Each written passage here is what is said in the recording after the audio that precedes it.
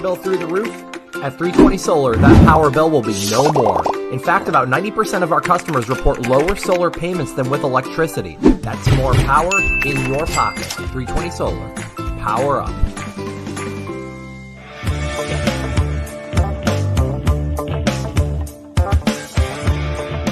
Going solar with 320 may cost you nothing down. But the work we do is not a $0 job.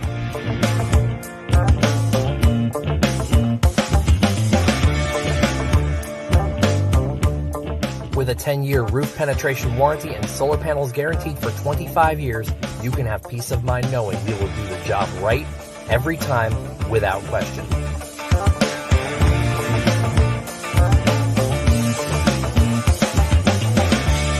.320 Solar. Power up.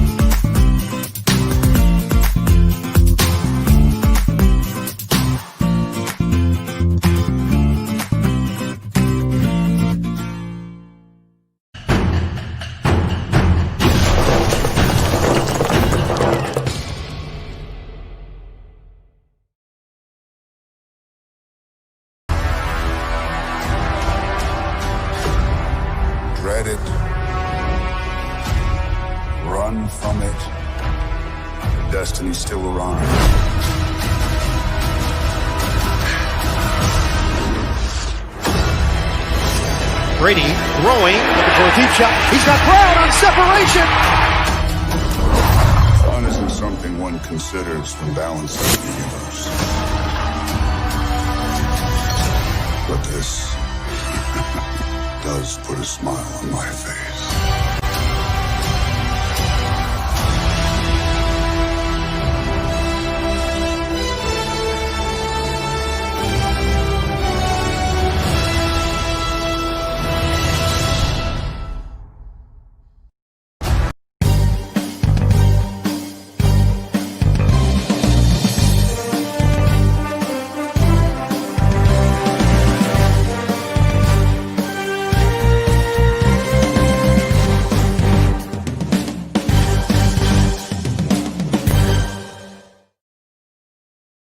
What's up, everybody, and welcome back to another edition of Sports Talk49 live on BucksReport.com.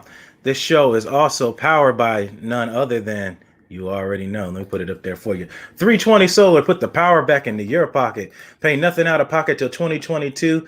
Just go to 320solar.com and find out all the money you could be saving and put the power back into your pocket. Also, make sure to check out Fast Track Cannabis Clinics of America. It's the nation's largest medical marijuana doctor with over 2,500 state licensed doctors, and all 32 states medical marijuana is legal.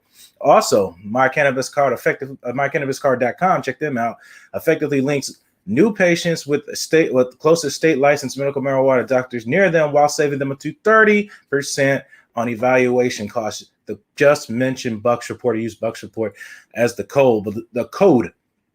But last but definitely not least, the Deck Bar and Grill at Isla del Sol down in St. Pete. Check out Cedric Robinson and the gang and come out there. Great food, great experience, giveaways, Buck swag.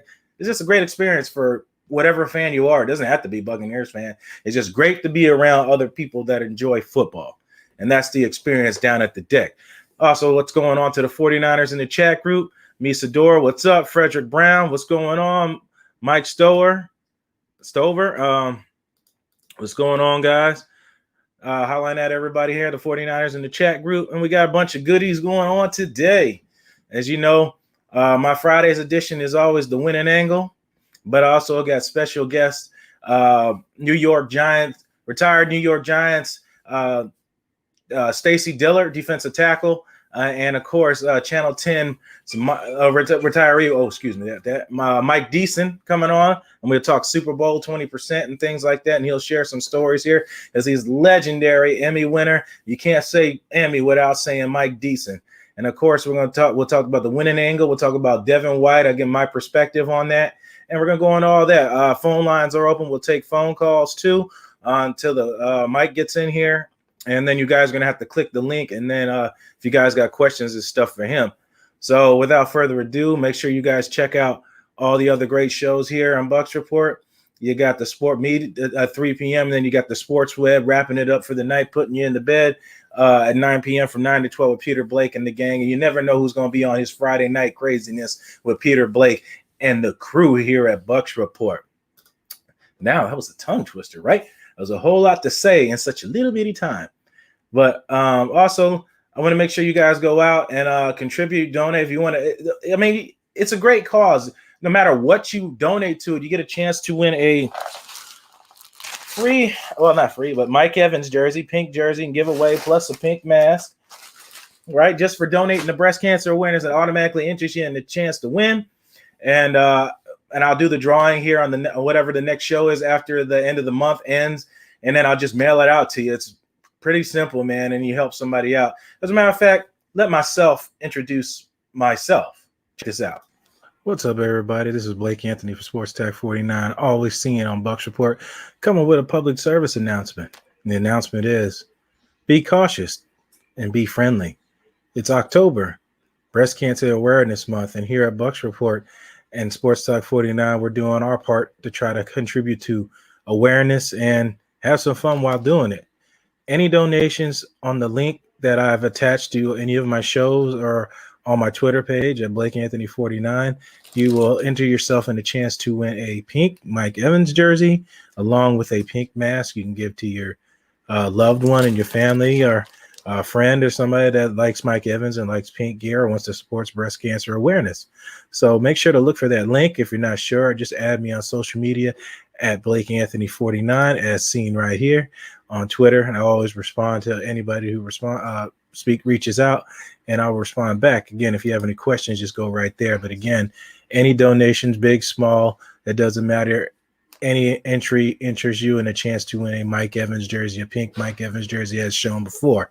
And as always, you can find me here every Monday and Friday on Bucks Report, Monday doing postgame, Friday doing pregame. So you guys get out there, donate what you can, share and like this video, and go Bucks and go bring awareness to breast cancer awareness. There you have it. I couldn't say it better myself. This is Blake Anthony at Sports Talk 49, powered by 320 Solar. Put the power back into your pocket. Halloween's also coming up today, guys. I know I'm kind of scruffy. It's going to be for my costume today. On Halloween, I'm going to be Blade. So I'm growing out the hair and going to cut my hair like Wesley Snipes did in there. That's why I'm growing out everything to cut it down tomorrow before, we go out for the festivities and things like that, the costume contest. So, Joe, what's going on? Go Falcons, right? So let's move on. So we got Madden 21 predictions, of course. You're going to hear from Stacey Dillard, 1992. New York Giants play with one of my favorite players of all time, Lawrence Taylor's. You got Phil Simms that he played with, and many others. Even Mark Ingram's dad that played for the Giants. It's tough. You'll hear from him. I only got to clip it because you can't play all of the long interview with on StreamYard. So I have the full interview on my YouTube page, but it's a short snippet about the last part of what his predictions are for the Bucks versus the Giants and things like that. But if you want to see the full interview, ask me for the link or just go to one of my social media pages and you'll find the full interview there. Now, with that being said, any callers, if you want to call in, 727-475-1882, the line should be open and ready to rock. If you want to call in and chat. Yeah, we got one. Yes, you did, Joe. The Falcons did get their win on the Thursday night against their opponent, division opponent in Teddy Bridgewater in the game, and they ended it with a defensive interception in the secondary. Shocker, shocker. Somewhere they've been really lacking in defense is their secondary. It's just, I don't know, it's just been an underwhelming period for the Falcons and that team. And I don't know who was that. Tony Gonzalez said they're the best 1-5 team out. Well, 2-5 or 2 whatever record they got at the moment. They're better than what they were. And there's a lot of teams like that. They just bad raps and just giving up games at the end, especially the one against Dallas. I mean, that'll go down in the record books for all time. Jeez Louise. Let's go. Speaking of games and predictions, let's go into the Madden 21 predictions, shall we?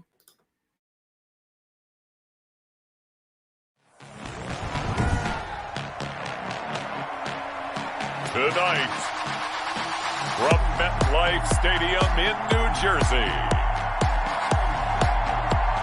it's a special prime time edition of the NFL on EA Sports.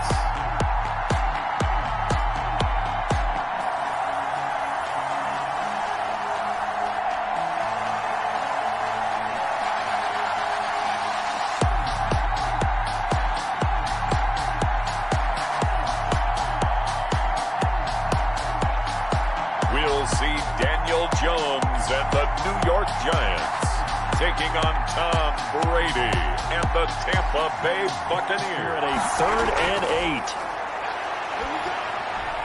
8. He's got Evans. And he's into the end zone. Touchdown, Buccaneers. Tom Brady hooking up with Mike Evans there. And the Bucs take the ball down the field and score on their opening drive.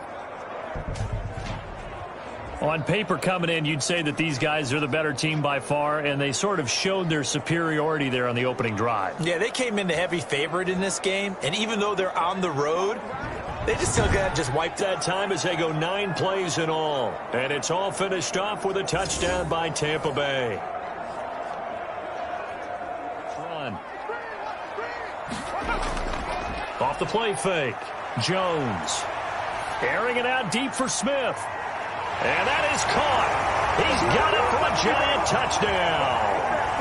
Caden Smith, 30 yards. And the Giants able to get this back within a touchdown.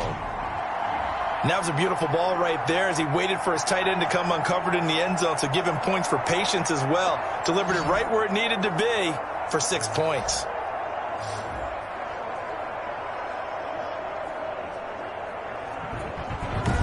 And 10 now, down inside the 20.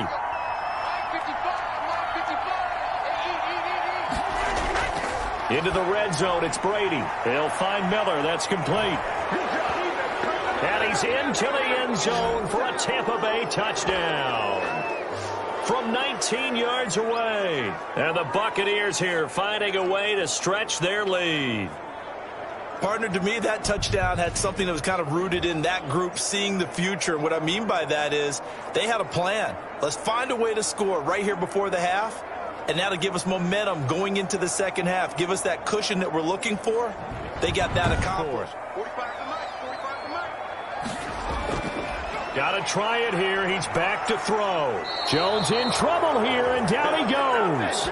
They had to go for it with such little time remaining, and the Bucs are going to take over with excellent field position to boot. So with that, we can just about close the book on this one, Charles. Yeah, what's the old expression about slim and none? Well, Slim just left town on that They're one. down to none? Yes, exactly right.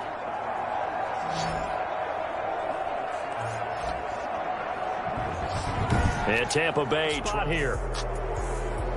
from the right hash, and this one just a chippy. So time has run out on what will be a Tampa Bay victory. And you look back over the score sheet, interesting. A very clean game, no turnovers by either side.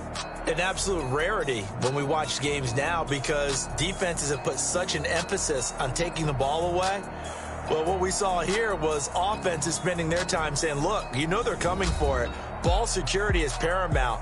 So they worked on that, not just a week of practice, but I'm sure all during training camp. Make sure.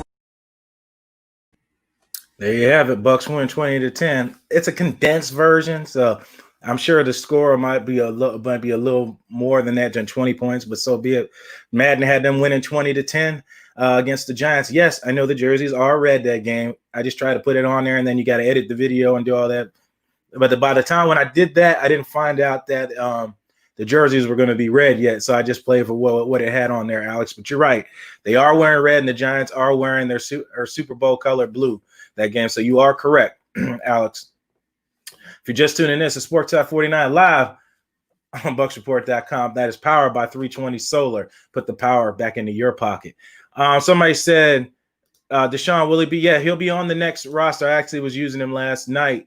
He'll be on the next Madden predictions when they play the Saints. Should we go after John Terry Poe? McClendon is that guy, man. McClendon is that guy that's going to be on pass rushing. I know Stephen Shea did a breakdown on him before I got to him, but McClendon is that guy, man. He's going to be that great addition to help suffice not having Vita Vea in there and try to up the pass rush a little bit. But he played really great in his first game against the Raiders, just coming off basically leaving New York and coming to Tampa and being plugged in and playing that quickly. And he's a high energy guy. He's an older player, but he's there focused on what he needs to do. And he got a lot of snaps, and he should see more snaps coming up. Hopefully they'll have Khalil Davis also coming off injury playing as well. A guy that was highly, highly sought after and has a great pass rushing ability. So I'm looking forward to seeing that as well. So I don't think they should go after Poe. You don't really need him. I think Poe's best days are behind him, in my opinion. Moving on. Let's go into Devin White. Devin White had a great day. He had Defensive Player of the Week. And I did a kind of breakdown on what I thought about the game and his 3 sacks, and it's just my perspective on it. So let's check out my perspective on Devin White.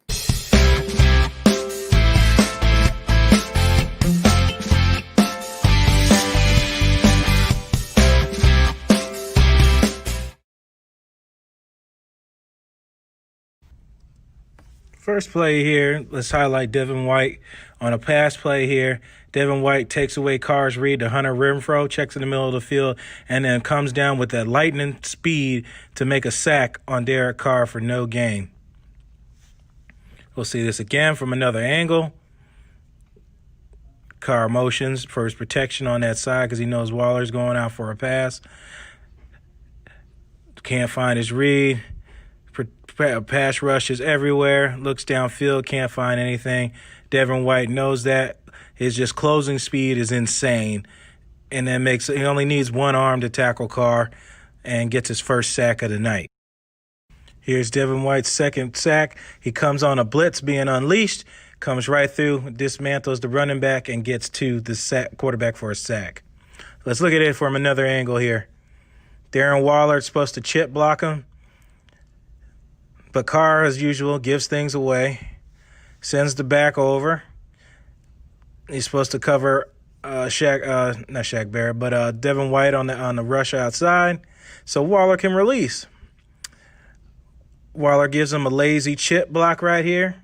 As you can see, Waller tried to give him a half effort, and the back's supposed to pick up Devin White. The back trips over the offensive lineman's feet and gets juked out by Devin White, and Devin White gets a nice, easy sack for his second of the night. Let's get to the last, but definitely not least, third sack of the night. Devin White here takes away the drag route by Nelson Aguilar, bumps him off his route, passes his coverage off to the next defensive back. Devin White has like 15 yards of field he has to cover. As you can see there, he's got to get to that spot to beat Carr. And Devin White, as you've seen in the 40 and his combine time, he gets on that horse fairly quickly. Runs down Carr, beats him there, gets a free, clean shot, and just obliterates David Carr going out of bounds, and he fumbles. Here it is, another angle, pretends to blitz the A-gap, drops back, puts his hand on the receiver. Again, here's another look at it. Devin White is locked in. That is locked in mode. Seek and destroy. Get on that horse. Bam! Sheriff White with a third sack of the night. Triple sack. There it is, Devin White, triple sack, defensive player of the year. Well, actually, let me slow down. Defensive player of the week, I should say. Came out there, just obliterated Derek Carr on that scramble play. It's just amazing that the ground he took up and that quick. Did you just see his stride, step for step, to just run that man down and make that tackle? It's insane. Right, I said we got Mike Deeson in the lobby too. We'll get to him. I just want to get to our other guest that I interviewed early, Stacey Dillard.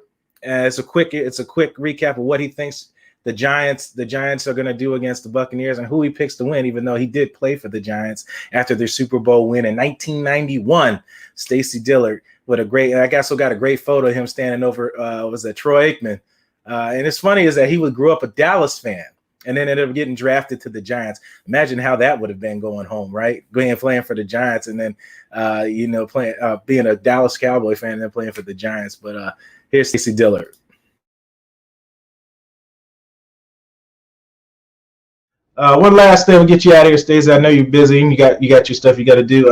What do you got as far as predictions for the game? Who do you think pulls it out and by what score? For Bucks Giants. I don't know how you don't follow too many Giants, do you? Because I'm gonna probably go with the Bucks on this one. There's nothing wrong with that. They're hot right now. You got Tom Brady, arguably the GOAT, the greatest of all time there. So people wouldn't disagree with you on that one. Yeah, I definitely would go with that, and he's doing a great job. And they seem to really have a place going in the right direction down there, and bringing in some weapons to put with them and stuff. And it seems like Gronk doesn't get old. He's still dragging people and beating up on people, and I think they just added another running back, didn't they? Leonard. They added two vets, Leonard Fournette and LaShawn McCoy. Yeah, so they definitely are getting better and going to be contenders, I think. So I think the Giants will lose this one. Yeah, and like you said, get that cornerstone piece that they might need in the draft, right. or fight for the division because it's technically up for grabs right now. So unfortunately, somebody's got to win that division, and the winner goes to the playoffs. The way the new playoff format is set up and everything. Well, I think it's more competition for the first pick than it is for first place. You're right. Trevor Lawrence sweepstakes.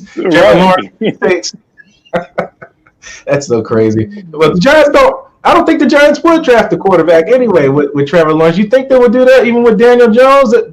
No, they love Daniel Jones. I do think, though, it's good to have that first pick because now you have a lot of trade opportunities. You can either draft Trevor Lawrence and trade Daniel Jones, or you can trade that pick for probably 2 or 3 other first-round picks. Possibly a player, too. Who knows? Yeah. So I think that's for the Giants. I think that's the position they would take. Is they probably wouldn't draft him, but they'll trade that pick. So I agree with that. Definitely use it as leverage. They definitely use it as leverage. Stacey, I'll get you out of here. If you want to plug yourself in, let everybody know what you got going on out there, where they can find what you're doing and everything. Well, right now I'm an athletic director in Texas, and I do a little bit of work with different charities and stuff. I do like a celebrity tours with Executive Global Tours. I work with like former players that have, not just players, but anybody that have a charity event that they're trying to raise money for. We'll build them trips and different excursions and tours overseas and stuff, and 70% of the proceeds we raise from that trip will go to whatever charity you're trying to raise money for. We've had a lot of success doing that. It's kind of hard now with COVID, but we're still about a year out of trying to book trips for next summer, and hopefully we'll get a grip on this COVID and be able to get back in the air and flying again and going on trips and stuff. I think after we get past COVID, people are going to deserve a vacation. So, definitely.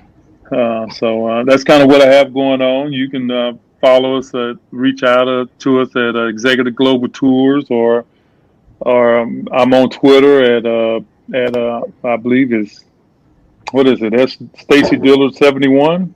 At Stacey Dillard 71 on Twitter. Yeah, Stacey Dillard 71, correct. All right. So you're interested in trying to book some trips? Give me a shout. I appreciate you coming on, Stacey. Love to have you again. Some other time, you're always welcome to come back and talk sports, whatever you want to talk about, man. And I just appreciate your time. All right, no problem, man. Hit me up if you need me. Stacey Dillard, class act, man. Guys out there in the community doing all types of stuff, and I just love getting those guys on here that are, more about others than just themselves. Of course, they could always be about themselves. They took care of themselves when they were playing and stuff like that. But it's just great to see guys like that. We're almost to the halfway marker. I got my guest in the lobby. Let me knock out the winning angle quick clip, and then we'll get to that, and then we'll talk about Super Bowl 20% attendance and hearing some legendary stories from a legend himself in Mike Deeson. You can't say Emmy without saying Mike Deeson. So let me knock out the winning angle, and then we'll get to that.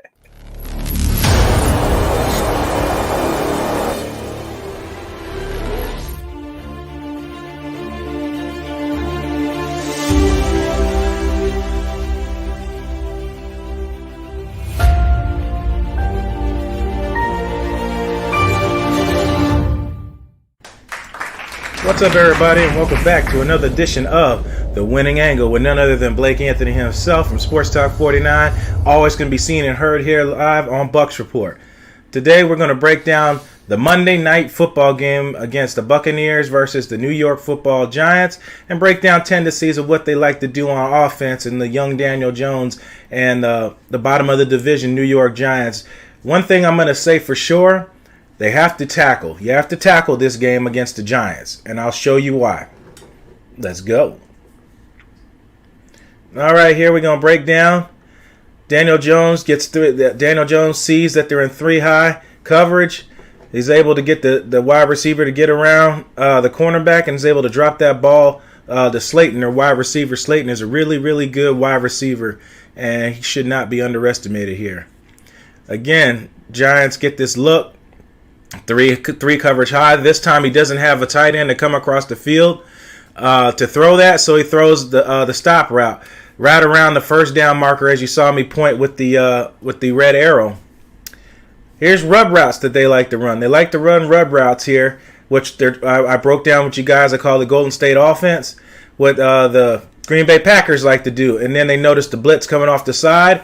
Giants game, they're going to try to send a wheel route. Trust and believe that they will try this on the Tampa Bay Buccaneers because they saw it worked against the Bears used it. Here they are. They try to pick with the crossing wide receivers. It doesn't work. And they actually get called on the offensive pass interference on this particular play for the guy setting a pick on their middle linebacker number 4, or the linebacker number 49. As you'll see here, you'll see 82 come across and purposely set a pick, freeing up Evan Ingram, their star tight end, to come back across to make this completion. But that's not the pass he wanted. He wanted the wheel route. Here's a play here. Run formation with one wide receiver. Again, they're all out and ups with one cross coming underneath. But when he sees man coverage in a single safety high, he likes to throw these back shoulder throws to his wide receivers. You see it there to Ingram. He could have technically took the underneath route, but Daniel Jones has a tendency to lock on one receiver and throw the ball. Look forward to have Todd Bowles have a robber or safety, Mike Edwards or somebody. As you can see, the wide receiver coming across wide open. He should have thrown it there, but he decided to throw the back shoulder throw, and it's a completion. So look forward to Bowles doing something to stop that. Here we are again. As I told you before, when Daniel Jones tends to know a blitz is coming, he likes to throw to that right side and likes to throw that back shoulder throw when he knows there's no other defender there to interfere with the pass. And as I said at the beginning of the show, or the segment, you have to tackle these guys. If you do not, that is what's going to happen. So Sean Murphy bunting, Antoine Winfield Jr., whoever is covering in at the slot spot, you guys have to tackle these wide receivers, as they will break the tackles, as you see Golden Tate do here on that same back shoulder throw. But this difference, it's a touchdown because Golden Tate has good balance. That's what I got for you today here on Sports Talk 49, the winning angle. Appreciate you guys checking out the show, and enjoy the game.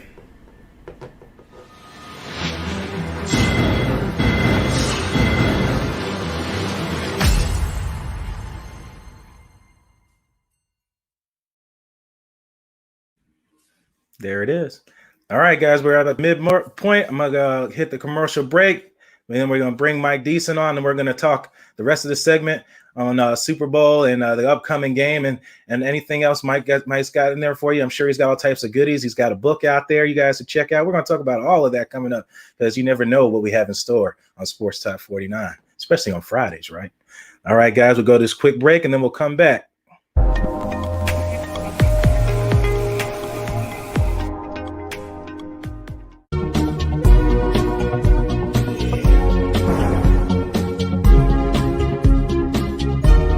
Power bill through the roof?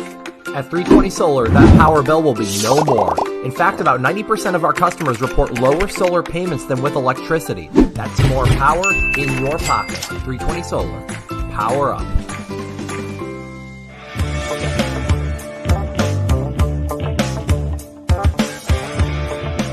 Going solar with 320 may cost you nothing down.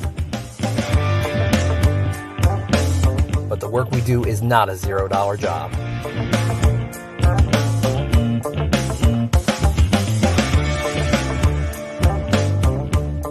With a 10-year roof penetration warranty and solar panels guaranteed for 25 years, you can have peace of mind knowing we will do the job right every time without question.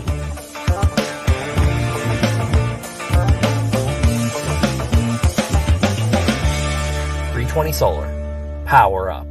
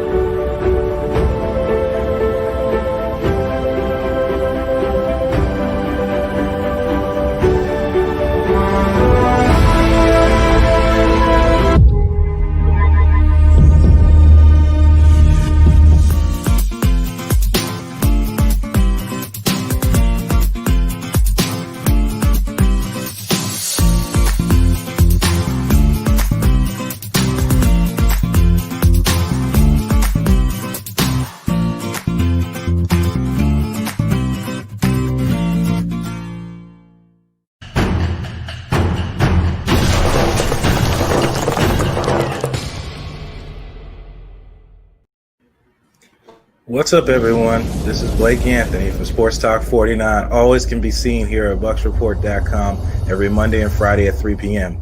As you can see from the background, everything, I'm not coming today as Blake Anthony, broadcaster of Bucks Report. I'm just coming to you as Blake today to bring out a public service announcement, the importance of everybody to come out and vote on November 3rd or before.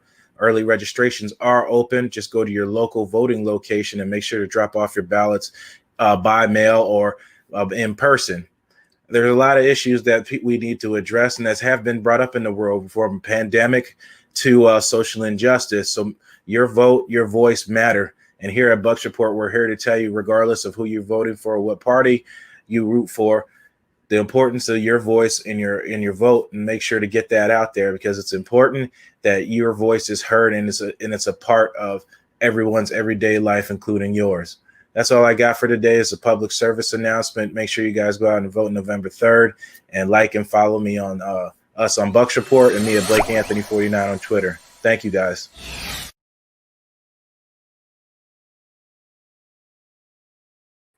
If you're just tuning in, it's the Sports Talk 49 live on Bucks Report, powered by 320 Solar. Go to 320solar.com. Put the power back into your pocket. It's putting things back in the pocket and having something left in the tank.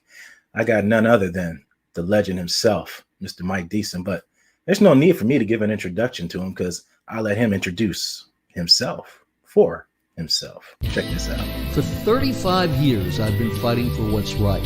I never get tired of it. But my other passion is country music. I've written more than 500 songs about love, heartbreak, people with nothing left to lose. I've done maybe 10,000 reports, and each one of those stories are just like my songs. And after 4 decades, I've still got a couple of tunes left in me. And speaking of tunes left in you, he's got another tune right here, none other than Mike Deeson himself, the Emmy champion. You can't say Emmy without first saying Mike Deeson. How you doing, sir? I'm doing great, Blake. It's great to see you. And your public service announcement was the most important thing that you'll say today. Everything else, they're games. We love them and all that stuff. But you got to get out and vote if you haven't voted already. Get out and vote. And that's a right that we have that some people take for granted in America. And a lot of people don't have that around the world. Nope, you're absolutely right. And I felt that I had a due diligence that I have a platform to talk that on. And I felt that it was important to get that out. I'm glad you did. Glad you did. All right, Mike, we're going to talk a little bit about, I know you always got great stories and all that. We got the Monday night game with the Giants coming up. You got 20% in attendance coming to Super Bowl in Tampa Bay, your hometown for a very long time, much longer than mine, of course. And you have a lot of history here and things. That's because I'm old. No, the word is wise, my friend. Never old. Wise. But I've been fortunate. I have covered 5 Super Bowls. My favorite was in San Diego when the Bucks won. Obviously, that was a thrill. That was one of the most exciting things. I would have paid them. I didn't tell them that, but I would have paid them to let me go out and cover that. It was a great week out there. We sent 18 people. All the stations did. Probably these days they wouldn't do it because budgets are cut. But it was wonderful. But I also covered all 4 Super Bowls here in Tampa. And I have a whole chapter in my book. Let me do the plug. Bad news for you is good news for me. So there's a whole chapter on the Bucks' road to the Super Bowl, and then there's another chapter called The Other Super Bowls. And the first was in 1984, and this area was scared to death that if things didn't go well, it would hurt the reputation of the Tampa Bay area. We'd never get another Super Bowl. People would look down on this community. It went terrific for the Tampa Bay area. But everybody on the Super Bowl task force, from the mayor to everybody else, was nervous as can be. Like I said, it went great for everybody except for the Washington Redskins. The Skins were killed in that game by at that time, the Los Angeles Raiders. Marcus Allen just ran roughshod over them in the old big sombrero. And my favorite story about that Super Bowl is I had a really good friend who was the sports director of the TV station I worked for in Norfolk, Virginia, before I came down here. And he was the weekend sports guy there. And I was the weekend anchor at the station. And the weekend weather guy, the 2 guys rented the upstairs of my house, believe it or not. But anyway, my friend was down here. By that time, he was working in Washington for a station to cover the Super Bowl for the then named Redskins. So we went out. He was really busy. We were able to go out to dinner one night between their 6 and 11 o'clock newscast. And we came back from dinner. At the time, the Super Bowl headquarters for the Skins was the Marriott right on West Shore and Cypress, okay? And we walked back in where they were getting ready for their 11 o'clock live shot, and there was John Riggins in a hot tub, passed out in a white suit that looked sort of like a leftover from John Travolta in Saturday Night Live. I mean, he was just out like that in the hot tub. And I turned to my friend and I said, I think the Skins are having a little bit too much fun. The year before they won the Super Bowl, they defeated the Dolphins, and they just were taking it a little bit too much for granted, and they got killed. Now, I must say, Riggins, on the other hand, who was a major, major drinker. In fact, a couple of years later, he was at an event in Washington, and he went up to one of the table mates that he was at and said, "Sandy, lighten up, you're too serious." Well, Sandy was Sandra Day O'Connor, the Supreme Court Justice, the first woman Supreme Court Justice. And then he put his hand on her husband's shoulder and fell to the ground and fell sound asleep and snored through a speech where George Bush, who was at that time the vice president, was giving. So anyway, he was used to drinking. And in the Super Bowl, he was the leading ground gainer for the Skins. He was the only Skin to score a touchdown, so it didn't affect him. The rest of the Skins might not have been as adept from partying heavily and getting ready for a game, and they stunk up the place. It was terrible. So it's crazy to hear those stories, those guys getting hammered and doing all that stuff before games. And then they would come out and perform. Yeah, and they would come out and perform. Some guys are, like you said, are used to it. He's a heavy drinker, so he probably has some type of immunity to it that he can recover quickly more than others. And then people wonder why some people just fall flat in games. Those could be reasons why they're having too much time. Yeah. No, you're right. I mean, there were rumors when Raheem Morris was the head coach of the Bucs that there was no discipline and that some of the guys partied and that Raheem partied with them at times. Don't know that. I have not confirmed that, but that's one of the rumors that went around. Well, I can confirm that story for a fact. I know several individuals who were with those guys. I won't name who they are.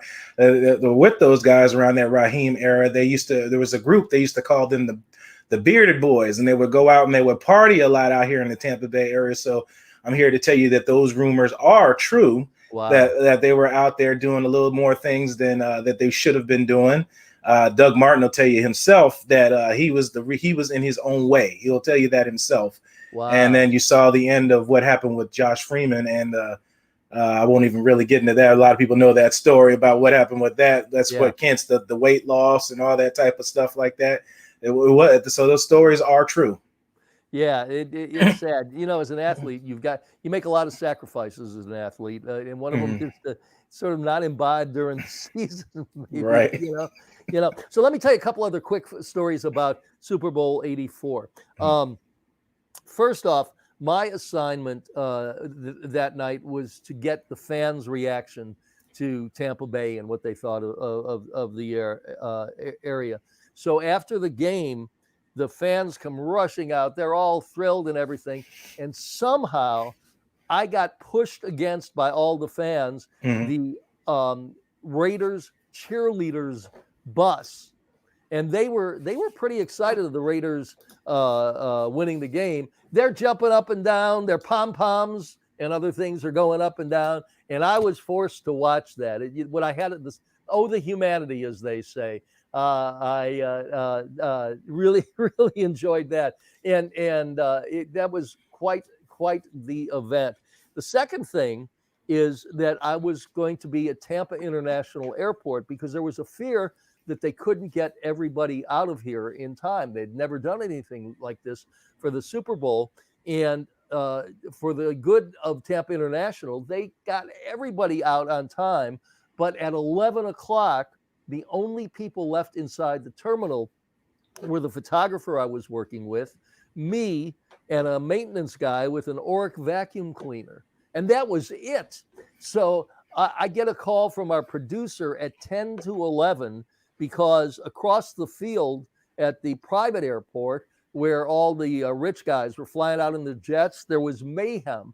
And they saw that on the tees at 10 to 11. And she calls me and says, "You got to get over there. That's where all the action is." I said, "Well, we can't tear down, set up, and get over there." you have one of two choices: kill my live shot, and producers hate killing a live shot 10 minutes before a newscast because it screws up their timing, or take me with the guy, the Oric vacuum cleaner guy.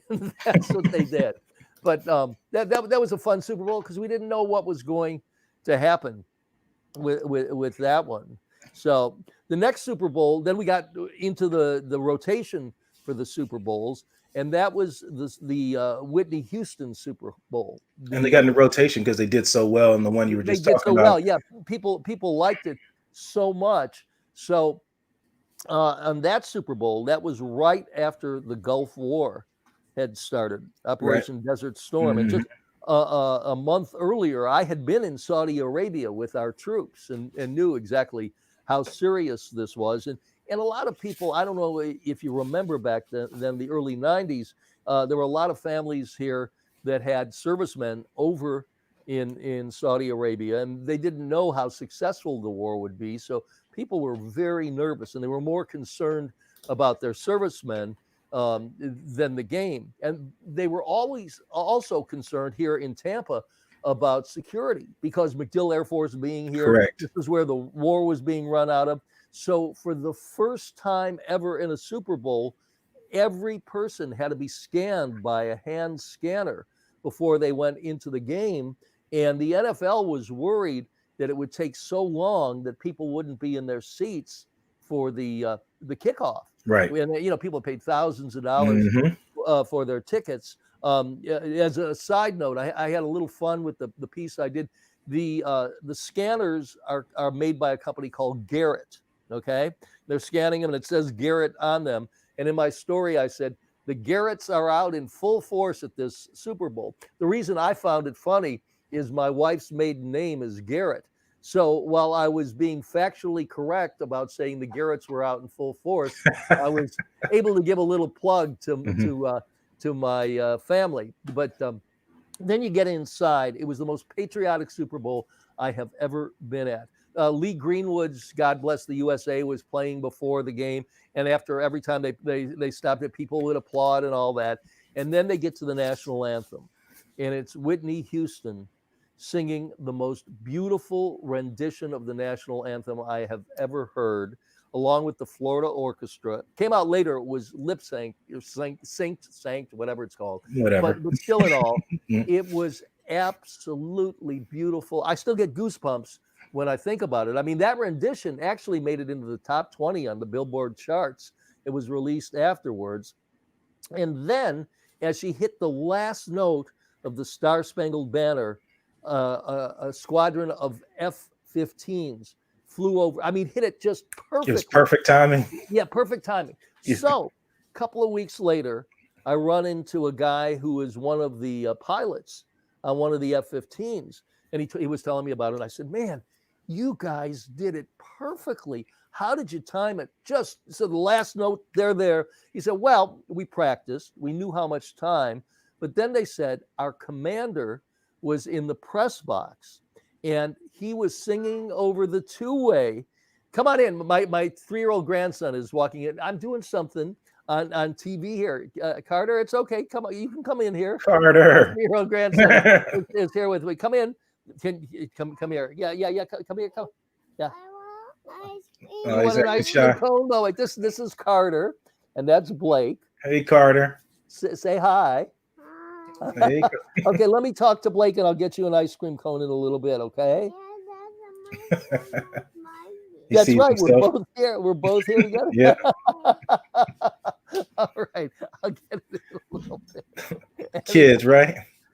Oh man, he's wonderful. Carter said he's going to be a guest on here too. That's right. So anyway, he said their commander was singing along with Whitney Houston on the two-way that they were hearing in their headset, and he said they had a rough time keeping in formation because they were laughing so much because he was such a terrible singer. So, but then the game itself was the game between the Bills and the Giants, where the Bills were heavily favored. Of course they were. So many Super Bowls. I felt bad for Marv Levy, but anyway, right with 8 seconds left, the Giants had an opportunity to win the game with a 48-yard field goal, and Scott Norwood kicked it wide right, and the Giants won. So that was a pretty exciting Super Bowl. And that's funny how you bring that up, because when I just had the interview with my guest Stacey Dillard was picked up on the team after that game in the 6th round of the draft. So it's funny how all these stories end up tying into each other, and he tells me about LT and all those guys like that. So it's so crazy that the Super Bowl was played here in Tampa, ironically, and ended up talking to Stacey. It's crazy how all those stories tie into each other. Yeah. Well, what was really cool for me was that that Super Bowl was on ABC, and at the time, Channel 10 was an ABC affiliate. We switched later on to CBS. But what that meant was that after the game was over, they do a post-game thing, and then the network always plays a show that they hope will catch on, but it's got such a wide audience. So I didn't have to leave the stadium. I was able to be in the stadium as Norwood missed that kick.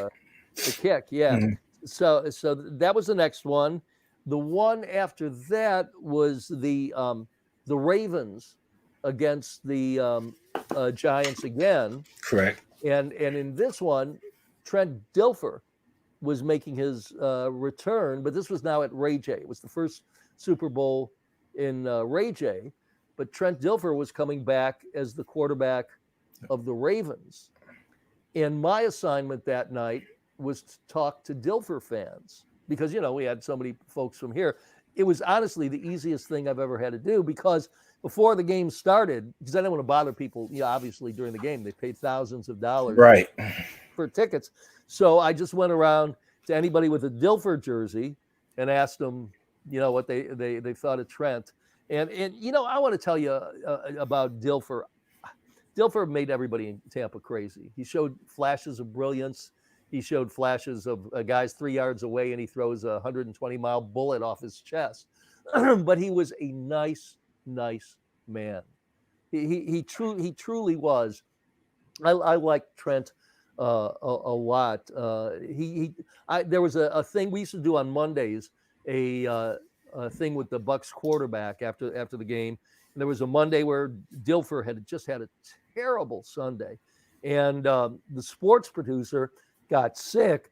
Excuse me. Sports producer got sick, and I was in Tampa working on an investigative story that didn't air that night. And they asked me if I could go over and help out. What happened that day is my son, Andrew, with whom you're friends with, at the time was about the Carter's age. And my babysitter got sick. I was a single parent at the time. And I said, I'll go to the $1 place and do the Dilfer thing, but I got to get my son first. So I took him to $1 place, and I was afraid he was going to be running around and all that stuff. And Dilfer was so nice to him. I mean, just so gracious. And then when we did the interview, he said, you want to look at the blame for yesterday's game? Blame me. I stunk up the place. But I just came away with what a nice man he was. And I remember thinking what a great father he's going to be. And unfortunately, his son, who was born a couple of years later, then eventually died of heart failure or something like that. That's a shame. But I really, really liked Trent. I thought he was a nice man. Not my favorite quarterback for the Bucs, but that was that one. And then the final Super Bowl in Tampa before this one coming up was with the Steelers and the Cardinals, which was a really good game. The Steelers were awesome game. Oh yeah, my Steelers Lord, were knocking them crazy going into halftime. Then the Cardinals came back, and then the Steelers put it away toward the end of the game. But by who scored that last touchdown? Santonio Holmes. Was it really? I couldn't. Wow. Yeah. No, you're right. That was a pretty exciting game. But I'll tell you, there's nothing like a Super Bowl. There is the excitement in the air. Sometimes the fans that are there are not your everyday gritty fans who have been able to stick it out for their team, through so many years because the tickets are so expensive. Right. So I just can't imagine what it's going to be like with only a 20% capacity in the stadium. You think double that maybe? I don't know. They're saying that things are going to get worse with the COVID-19. Right. If the numbers go up, I can't see it. It's sad. This is a big deal for Tampa. It really is. It puts our area in the spotlight, and it would be really cool if the Bucks could be the first team to ever play in their home field for a Super Bowl, and that's not beyond imagination. It's not. Let me say this. I'm a big football fan, as you know, and I did all those Super Bowls. It's very hard to get to the Super Bowl, and like they say, on any Sunday, any team can win or lose. I mean, this is single elimination. Yep. So you have one team that gets hot, you have one team that's not, and they could have been the better team over Correct. the season. So there are no givens that the best team is going to get to the Super Bowl. It happens a lot of times, but sometimes you get a team that wasn't so great during the season. They made it into the playoffs, and they got hot during the playoffs, and boom, they're in the Super Bowl. You made an example. You said Steelers were a 6th seed and ended up winning the Super Bowl that year. I think the Green Bay Packers were one as well. Got the last spot from Tampa Bay Buccaneers after they lost to the Lions at a home game on a bogus offensive pass interference call on Kellen Winslow, and they ended up winning the Super Bowl. They ended up getting that last spot. So you're right. It's happened several times. Even I was in St. Louis when the Bucks played the Rams for the NFC Championship, and the Bert Emanuel catch happened. The Bucks were the better team. The Bucks had a really good team that year. They were losing 11-6. It sounded more like a baseball game, right? Excuse me, because of field goals and safeties. But they're driving. They throw the pass to Emanuel. Looks like he's caught it, and then there's a timeout. And everybody in the press box had no idea what was going on. I was sitting next to Al Keck, who does a show with you guys. Show. I turned to Al when Emanuel caught that pass. I said, Al, we're going to the Super Bowl in Atlanta. And he said, yeah, maybe we'll leave straight from here and go to Atlanta. I mean, we knew. I mean, even the St. Louis fans knew that the Bucks were driving. You can get – haven't you been in our stadium? And we're leading in a game, and the other team's coming on, and you just know that we're going to lose. Right. I mean, it happens in every sport, but you can feel the energy. You can feel the mo. You know. Well, the Bucks had that mo, and then they said no, and then St. Louis went on to win the game. That was the most depressing locker room I have ever been in, and I've been in a lot of different lockers because I did sports at one time in my life. But everybody thought the Bucks were going. I mean, from Rich McKay to Tony Dungy to the equipment people, I have never seen such a depressed locker room. But so all I'm saying is, you just don't know. We have an excellent football team, and they're doing a great job. Tom Brady has really lifted the level. The people that they have brought in.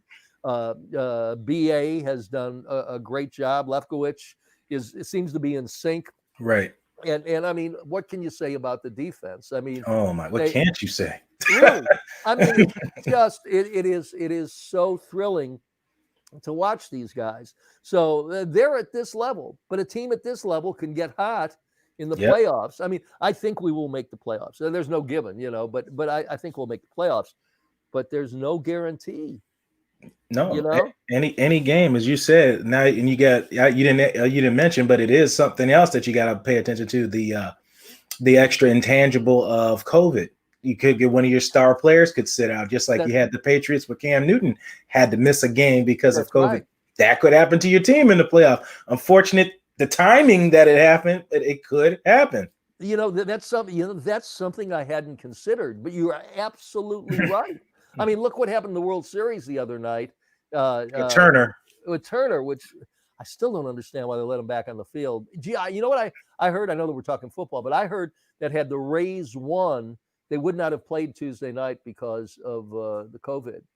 It's possible they would have, because he had contact with everybody. That's right. That's right. So that is a really good point, Blake. That's deep thoughts from Blake Anthony. It's all right. It's always deep thoughts. I like that. How you told it in there. A couple people had some things for you, Mike. A guy named Benny. He said, I remember that. They moved Gasparilla to be a part of the Super Bowl. That's right. Here's what happened. It wasn't the first Super Bowl. It was the second Super Bowl. They were going to have a whole big weekend of Super Bowl festivities, Gasparilla. And then the NFL discovered that the Ye Mystic Crew, which ran Gasparilla, didn't allow African Americans. Really? Didn't allow women. Oh, yeah. It was a lily white parade, but put on by theoretically the finest people in our community. That's a shame. Yeah, right. That's a shame. And so the NFL said, we're not interested unless you bring in women and African Americans. And the Ye Mystic Crew canceled Gasparilla. So we put on a parade called Bambaleo. Somebody else mentioned that too. They mentioned that.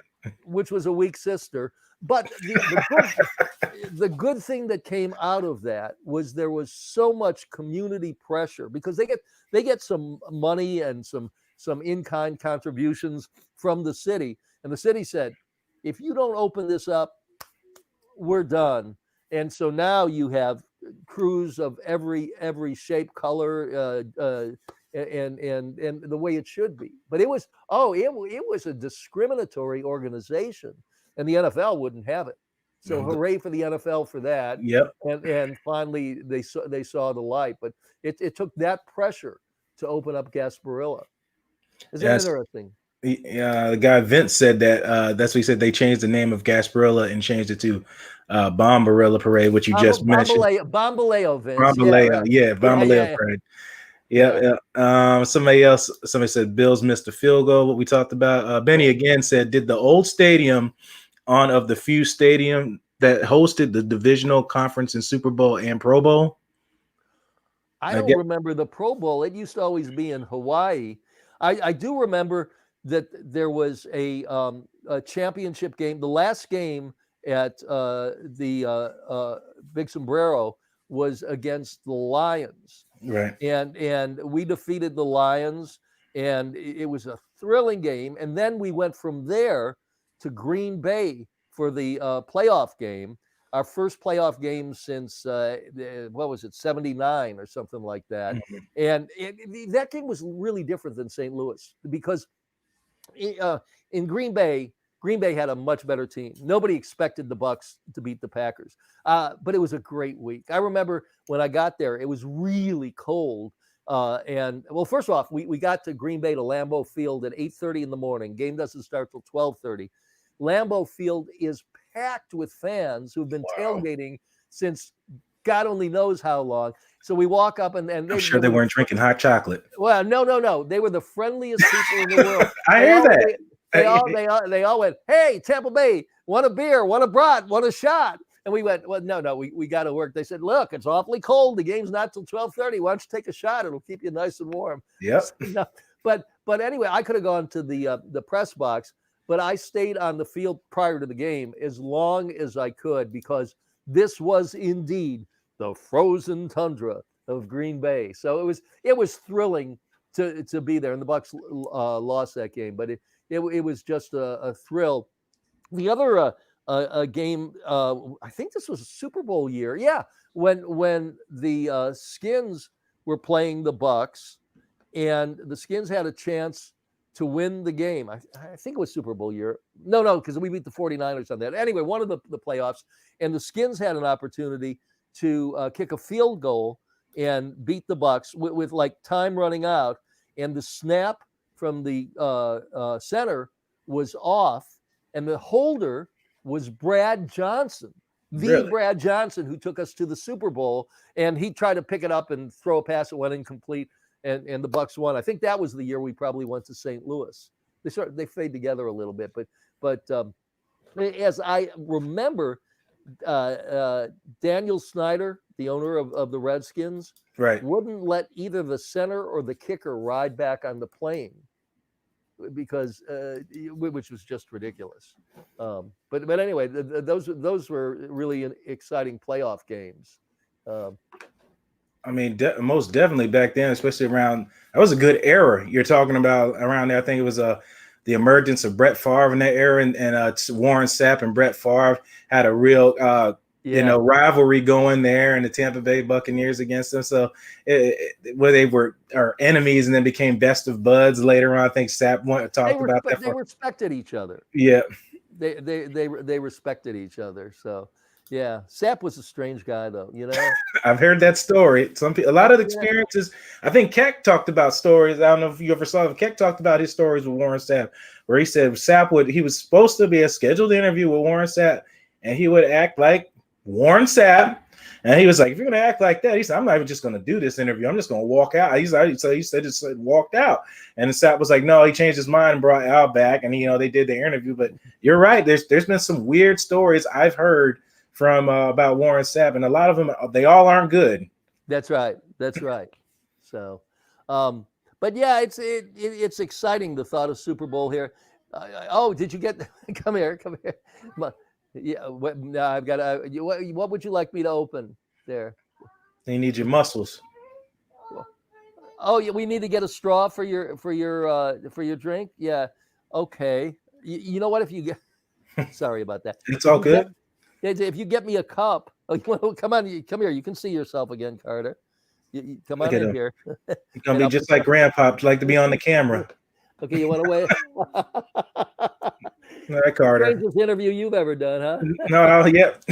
You got to start him young. That's right. He's got to take over the legacy, the Deeson legacy. That's right. All right. Carter, if you'll get me a cup, I'll put this in a cup for you, okay?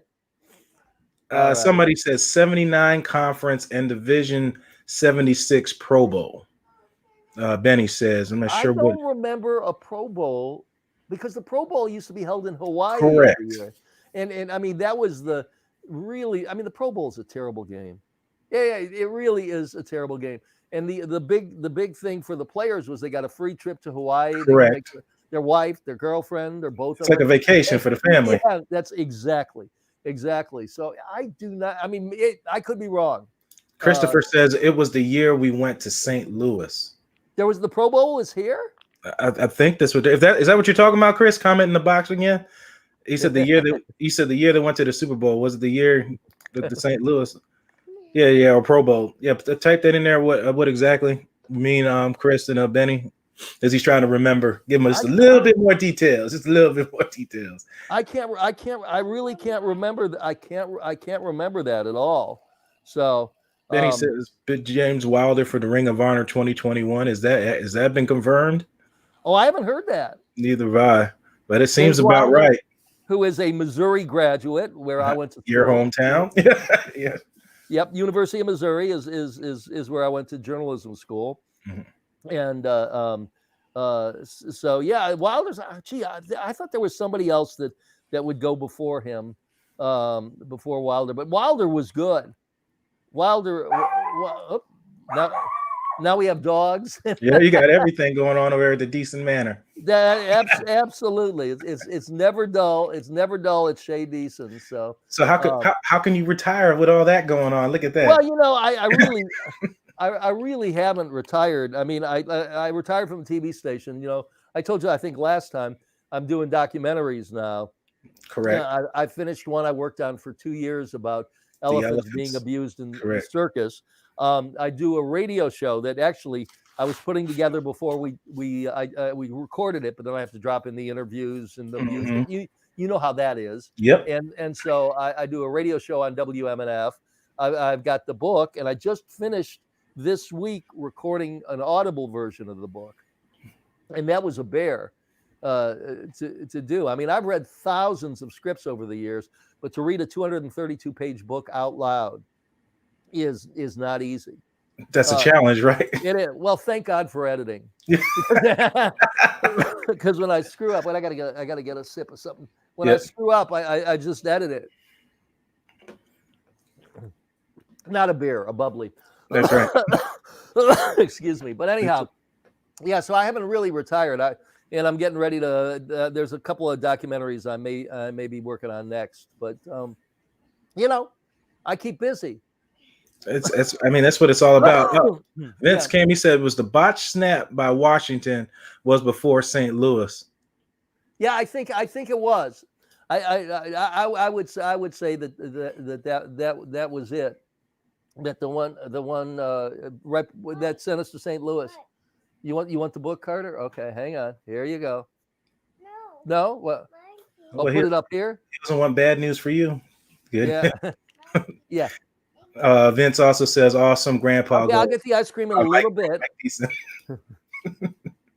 You know, yeah, that's what I do. That's my most important job, being a grandpa.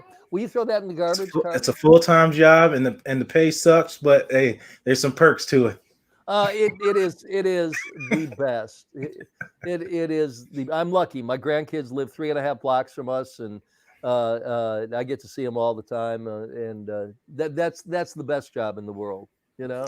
That's awesome. What you got for the predictions for the Bucks Giants game coming up? I assume you expect them to win. This is being to take the situations the Giants in with no Saquon Barkley. In my opinion, a head coach that should have never got the job to begin with, because you came from a New England Patriot teams, which the wide receiver position was in question. Hence why probably had something to do with Tom Brady leaving the year before. Yeah. Like, Carter, let me finish with my friend Blake here, and then I'll get you an ice cream cone, okay? Yeah, he wants that ice cream cone. He wants yeah. This is so I can hear him. He wants to know what's in my. I have an IFB in my ear, an earpiece that we always wear on TV. So anyhow, I will get you the ice cream in just a little bit, okay? All right. There was a story I was going to tell you, and the Giants, the game this Monday night. Yeah, I see the Bucks scoring in excess of 25 points. But the Giants, their new young quarterback is good. Daniel Jones. Yeah, and they look at him as somebody who's going to be around for a long time. And our defense, as you were saying when you were doing your analysis, we have to tackle. You have to tackle these guys. You got to tackle. And I saw something in the game last week where we did a couple of shoulder tackles here. Even Levante missed one where he tried to. You don't tackle up here. We all know that. Yeah. You tackle below the waist, and if we don't do that, there could be problems. But I do think we will win. It's Monday night. They were embarrassed against the Bears on Thursday night, and I think they want to show that they can play, in a national game and kick butt.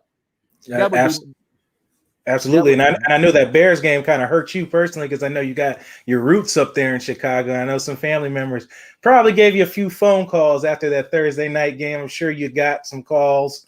I did. We went. Was it last year or the year before? When the Bucks were got annihilated. Yeah, Mr. Trubisky, I believe. Soldier Field. So Andrew, my son, and I went up, and we went to the game dressed in full Bucks gear, along with my brother, who is a big Bears fan. Let's say he enjoyed the game more than we did.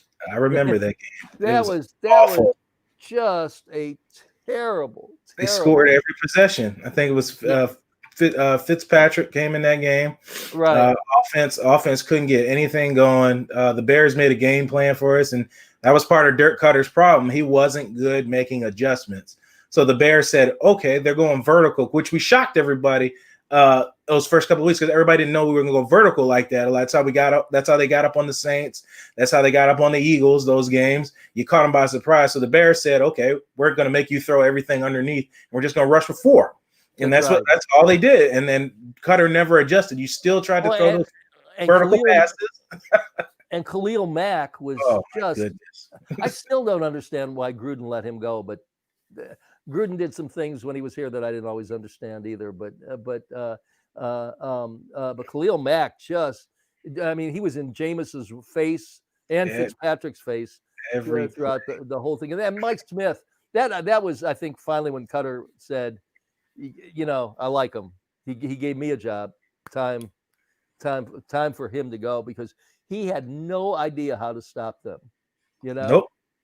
and they scored. The Bears scored every possession, every offensive possession that game. They made they made the Bears look like geniuses for drafting Mitch Trubisky in that draft, for picking him up after that game. Everybody thought he was going to reach that horizon. And I think that was the same year the Bears got hot, because I think that was the first year Khalil got there, and the Bears ended up going to the playoffs, and then of course fizzling out in the playoffs when it came down. They lost to the Eagles. Wasn't that the game they lost to the Eagles? It's possible. Playoffs? I think so. I'm not sure. It was a disappointing game. Their offense couldn't get much going. The defense played well. Typical Bears story. Offense is not too good, but the defense plays really well. Unfortunate for them, they didn't get anywhere, and they're still struggling with the quarterback position now, even with Nick Foles coming in and stuff like that. So coming up to the second half of the season, we'll see how they do, because the first half they've fared all right. They got a win off of us, and they had a 5-2 record for a while there. So we'll see. Even my brother, who's a big Bears fan, lives in the Chicago area, said their record is much better than their team. Correct. And the people in Chicago know that. They are not as good. I mean, like, I don't know if you saw, was it the first game or the second game where Detroit, the unluckiest team in football, they had the winning touchdown in the hands of a receiver with nobody around him, and he dropped the ball. I mean, you and I could have made that catch. Absolutely. It was just unbelievable. So yeah, the Bears. I don't think the Bears are a playoff team. I really don't. But they could, like I say, any given Sunday. And the Bears are a prime example of that. One play. I always go back to that reference. I know you got to get out of here. You got grandpa duties, so I'm gonna get you out of here real soon. I always like to go back to that Al Pacino speech, but I know it's a movie. But a lot of what he said in that speech is true. One half step too late or too early, you don't quite make it. One way too fast, too slow, you don't quite catch it. The inches we need are everywhere around us. And it's the truth. Like, I know. To me, that's what makes football such a fun sport. I mean, I like all sports. I love the Rays. I was sad about that. Shame. Yeah. Though, talking about that, I know we're talking football. It's okay. John Romano wrote a great column in the Times the other day defending Kevin Cash. I would have kept Snell in for at least one more. It's a tough position for one more batter. But what Romano wrote, he said, I disagreed with it too. He said, but you go with what got you here. And, he did. That's why he gets paid the big bucks as manager. He has to make those tough decisions. And something that I think a lot of people forget, I don't care who's pitching. You've got to hit the ball and score runs. Correct. Yeah, and that was a big part of the problem. They couldn't score. You're not going to win 1-0. I hope fans really didn't think they were going to win 1-0 against the Dodgers. It wasn't going to happen. It's not going to happen. I was hoping that the Braves would knock off the Dodgers, because I thought the Dodgers were the best team in baseball. With that lineup, with the first four hitters coming up, I mean, I know the heat was on Cash coming up to there, but I agree with you. He got scared when they gave off the single right there at the bottom of the lineup. Then you got Mookie Betts coming up to the start of the lineup. Then you got Turner. I can't remember the other two, but you got your four main studs. Yeah, Corey. He won the MVP. I can't remember his name, but you had all those guys coming up, and I agree with what you say. You go until you ask him, can you finish this out? Can you finish this inning out? Can you do it? Yes, coach, I can do it. All right, we're gonna roll with it. And then if he can't, then you pull him. Yeah, I would. But again, if you can't score runs, and that lineup, there was no place where you sort of go, okay, the next three guys I can get through, and blah blah blah, and you pitch around the heavy hitters. You couldn't do that. So nope, he was in the worst spot. Yeah. So anyhow, but I'm excited about the Bucks, and I do think there's a possibility. Wouldn't that be something if they got in? But it would really be bad if only 20% of the stands are filled in your hometown if you get there. But the way this year has been, who knows? Benny said it's the 80s. They started the Hawaii. So he might be right. But okay, so that would have been before my time. I moved here in 82. Okay, that's probably why you don't remember. I don't remember that. So maybe after the 79 when Doug Williams was, man, for people who didn't see him play, you missed something. Doug was so wonderful because the Bucs could be down by 2 touchdowns, and in 2 possessions, Doug could heave 2 touchdowns. They were never out of it. Doug was the nicest guy in the world. I don't know if you remember, were you in the market when Ken Brew was our sports director? I don't think so. Okay. No. Ken was our sports director, and he and Doug got along famously. And Doug would be on every Monday night with Ken, and Ken would always do a thing like on home runs. You go, boom, it's out of here. Well, Doug would always finish off the interview with Ken and would go, hey, Ken. And then Ken would go, yeah, Doug. He'd go, boom, I'm out of here. And then he'd go, but just a nice guy.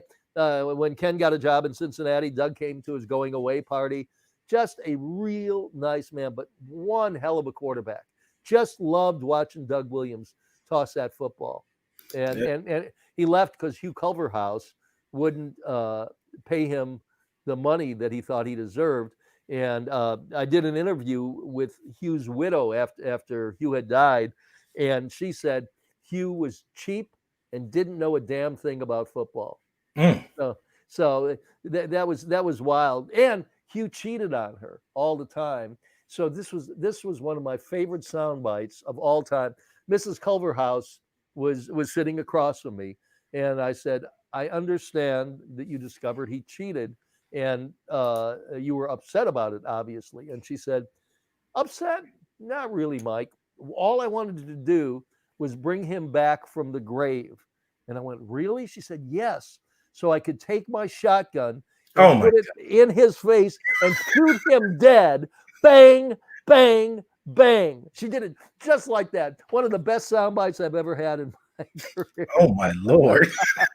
What's the saying? Tell us how you really feel, right? Yeah, that's right. Exactly. But she was a championship golfer at the University of Alabama. She was a real athlete and a shooter. But when she did that and took her arms up like it was crazy. And that right there is why you have all those Emmys back there for those sound bites, those experiences, and those experiences. I got one more thing I want to ask you. What do you think? Here's my thing with this new 7 spots in the playoffs. You got a division. We'll just go ahead and say it, the NFC East, that you're winning division with 2 wins. I know. So do you believe that you should be 500 or better to make the playoffs? Is that something they should look at? I mean, some people have commented, they said win to get in. I mean, do you really want somebody to come into playoffs with a 7-9 record and then playing in the playoffs, or should the best teams play? Like, I think the best teams could play because that 7-9 team could get hot, and all of a sudden be in the Super Bowl. I think to be in the Super Bowl, it should be reflective of a great year in the regular season, and then you step it up a notch for the playoffs. Correct. But that's what I believe. But I'm not in charge. Roger Goodell doesn't call me on a regular basis and say, hey, Mike, what do you think if we expand? He should. He should. Well, you got and so the Glazers, you guys do public shopping, not which Publix, but you guys public shop together. Maybe you can put a word, in his ear and let him know, that's out there. Yeah. Best things play. Yeah, and you know what? And I've said it before. I don't think the Glazers get enough credit. People say, they're not interested in the team because they have United Manchester. Yeah. They, at least for Brian, who I know the best, it kills him when the Bucs lose. It really, really does. And we're lucky to have. They spent money to put together. We've got Tom Brady. I mean, we have Tom Brady on our football team. So, I mean, you've got to give some credit. When credit's due. Yeah, credit's due. You're right, to the Glazers, because they've taken such heat. Oh, they're cheap. Blah blah blah. Then the Jason Light took the hit. Oh, he sucks. He sucks at drafting. I'm like, well, look at this team he's put together. It started with the bringing out of retirement and Bruce Arians. And then what does Bruce Arians do? Goes and gets his boys.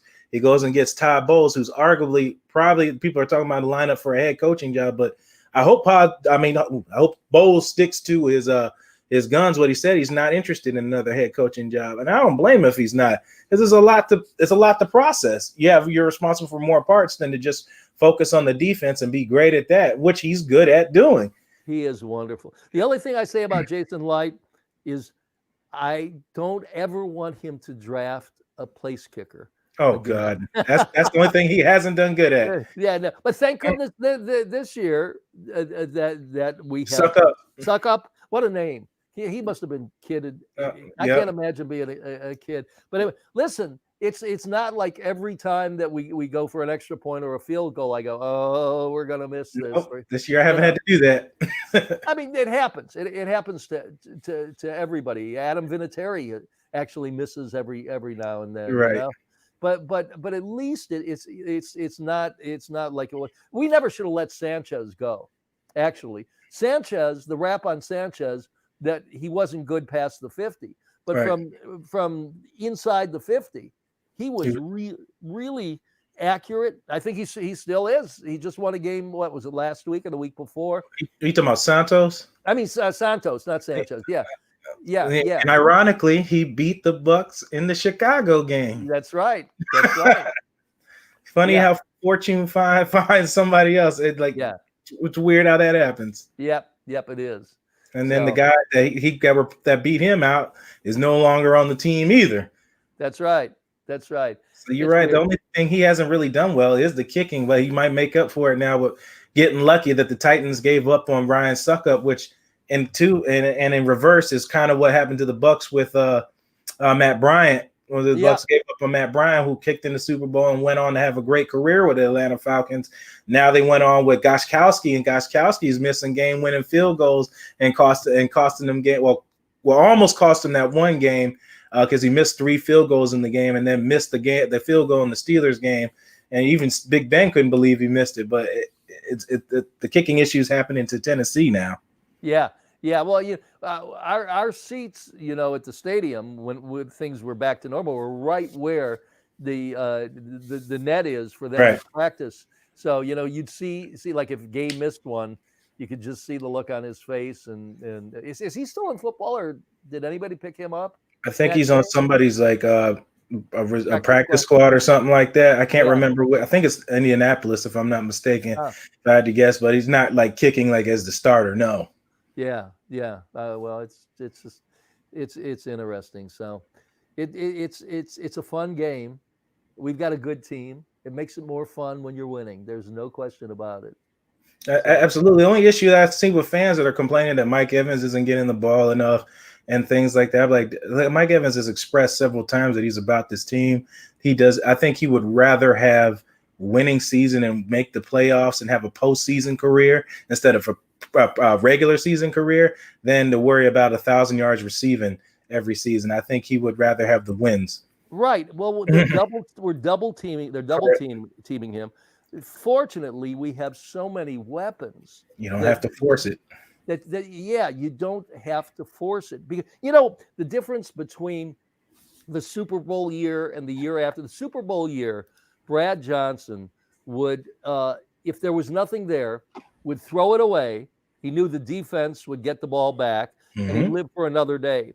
The year after we won the Super Bowl, he thought he was Brett Favre and would throw into double and triple coverage that he never would have thrown those passes the year before. And so you gotta say, if it's not there, don't throw it. But fortunately, we've got Chris Godwin and Scotty Miller. Scotty Miller has just that touchdown pass. What was it, 2 weeks ago? That long pass. It was last week. Oh, was it last week? Yeah, right in the corner. So beautiful. Dropped it right in the bucket. Yeah. I mean, so we have other weapons.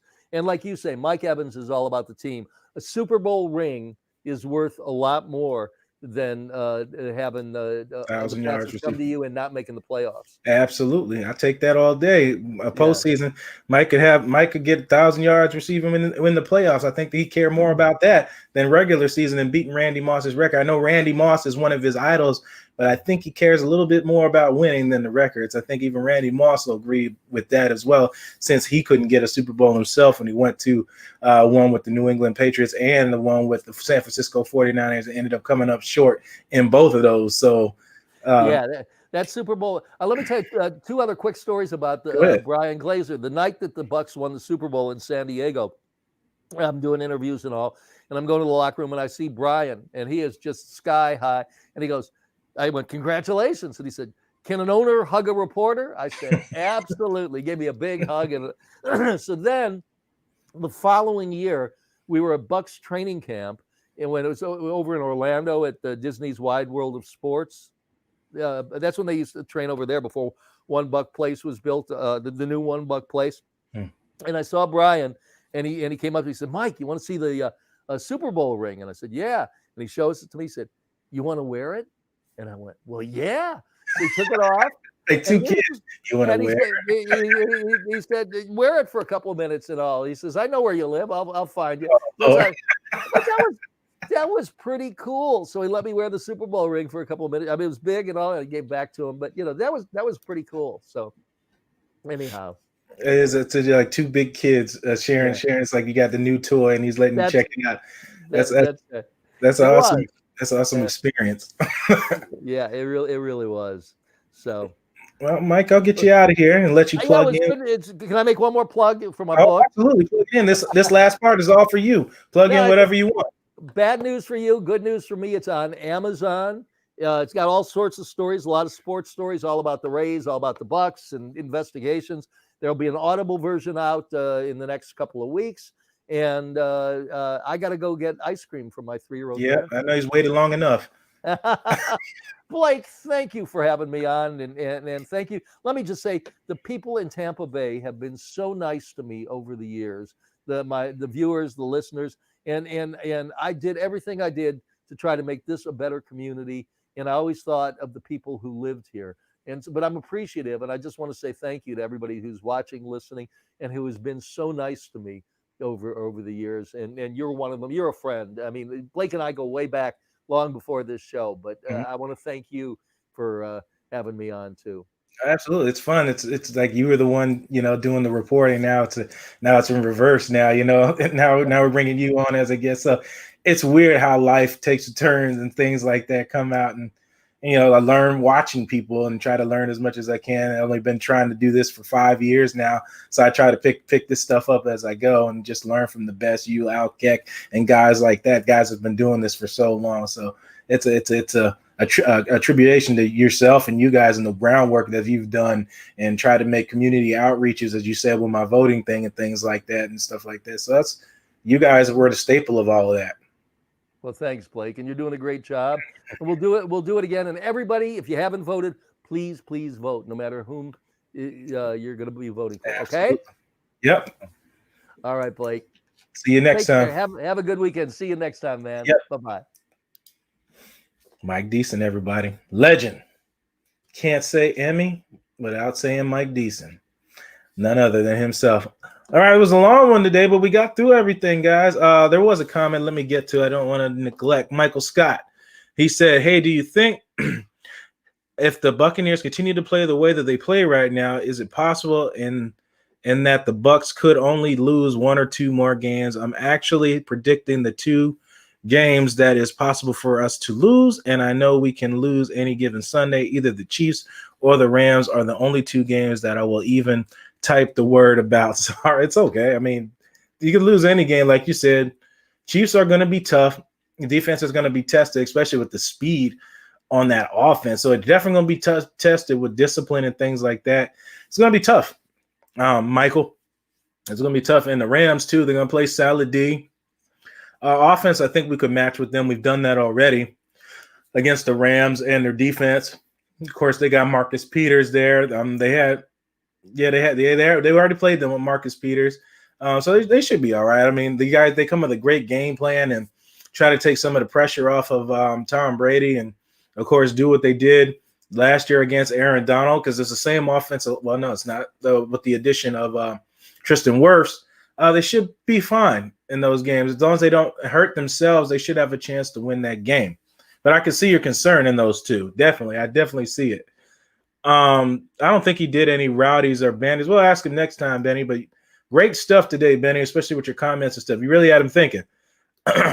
Vince, great job. I appreciate you guys. Thank you. Tim Witherspoon. Winfield's jersey numbers 31 is the same as his pop's career interception total. Coincidence? It's possible. You know what? I'll ask him next time I can get a hold of him. Who is that? Tim? Try to remind me. Make sure to ask to see if that is. See if I can get that question to Winfield. See if that is. Because I know he wants to beat all of his dad's record. So that could have something to do with it. He really wants to beat all his dad's record. You know, they kind of play different positions, but still playing defensive back. But I definitely – it might be. That might be.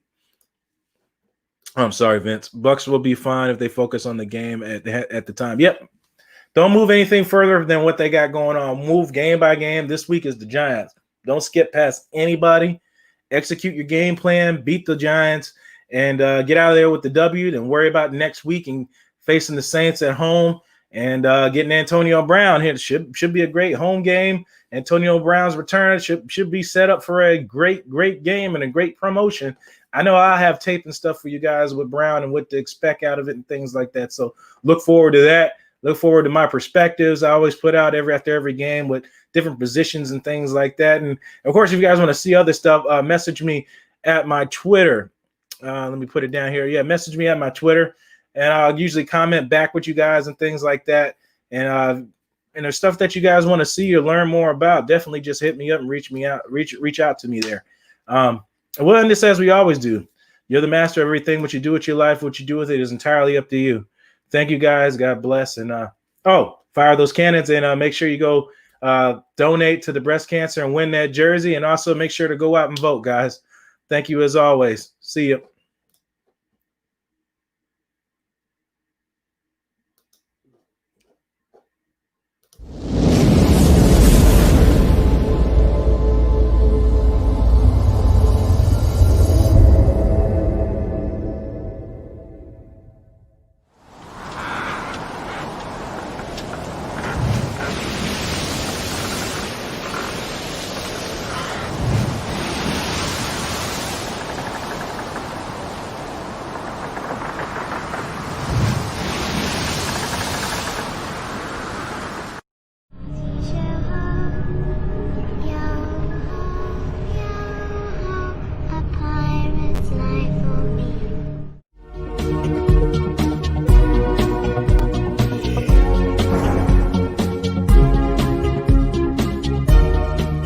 Power bill through the roof?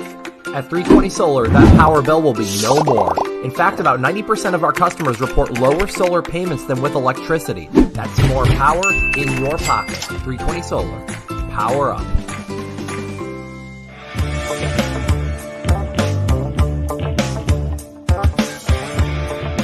Going solar with 320 may cost you nothing down. But the work we do is not a $0 job.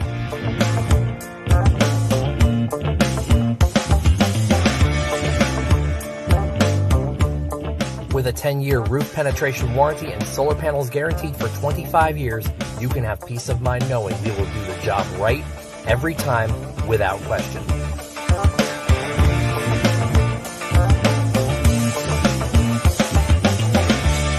.320 Solar. Power up.